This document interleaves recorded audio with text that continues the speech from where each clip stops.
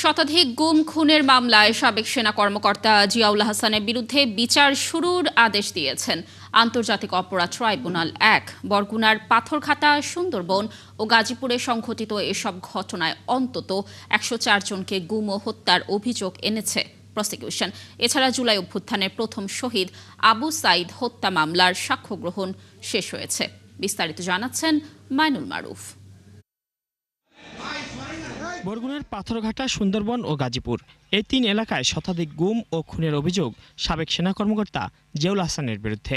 প্রসিকিউশনের অভিযোগ, দেশের বিভিন্ন প্রান্ত থেকে ভুক্তভোগীদের ধরে এনে গুম করে রাখা হতো।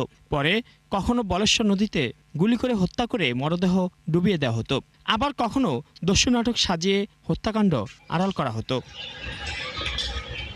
এইসব ঘটনায় ১০৪ জনকে হত্যার অভিযোগে জিয়াউল হাসানের বিরুদ্ধে বিচার শুরুর আদেশ দেন আন্তর্জাতিক অপরাধ ট্রাইব্যুনাল ১। শুনানিতে ট্রাইব্যুনালের সামনে নিজেকে নির্দোষ দাবি করেন জিয়াউল হাসান। এরপর সাক্ষ্য গ্রহণের জন্য ৮ ফেব্রুয়ারি দিন ধার্য করা হয়। তাদেরকে গুম করা হয়েছে, তারপরে একটা নির্দিষ্ট সময় গোপন বন্দিশালায় আটক রাখা হয়েছে, টর্চার করা হয়েছে। এরপরে তাদেরকে ঢাকা থেকে বা বিভিন্ন জায়গা থেকে বরিশালে নেওয়া হয়েছে, বরগুনাতে নেওয়া হয়েছে। তাদের চোখ পা হাত বেঁধে ট্রলারে উঠানো হয়েছে।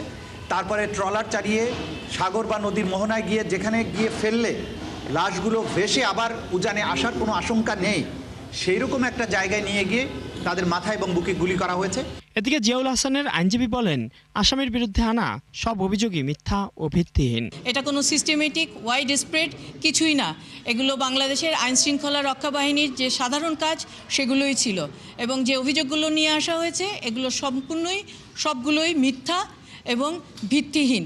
একই দিনে আন্তর্জাতিক অপরাধ ট্রাইব্যুনাল ১ টিএফআই সেলের গুমের মামলায় অভিযুক্ত সেনা কর্মকর্তাদের আইনজীবীদের টিএফআই সেল পরিদর্শনের অনুমতি দেন। প্লেস অফ অকারেন্স সেইটা আমরা ভিজিট করার অনুমতি চেয়েছি, সেটা অনুমতি আমাদেরকে মাননীয় ট্রাইব্যুনাল দিয়েছে।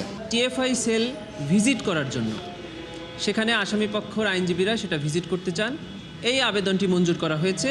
তবে শর্ত দেওয়া হয়েছে যে প্রসিকিউশনকে জানিয়ে সেখানে যেতে হবে, প্রসিকিউশন চাইলে সেখানে উপস্থিত থাকতে পারবে। অন্যদিকে আন্তর্জাতিক অপরাধ ট্রাইব্যুনাল ২-এ আশুলিয়ায় ৬ মরদেহ পোড়ানো সহ ৭ জন হত্যার মামলায় শুরু হয়েছে প্রথম দিনের যুক্তিতর্ক উপস্থাপন।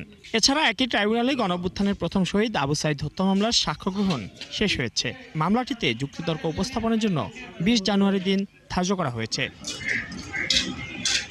মাইনুল মারুফ, ৭১, ঢাকা।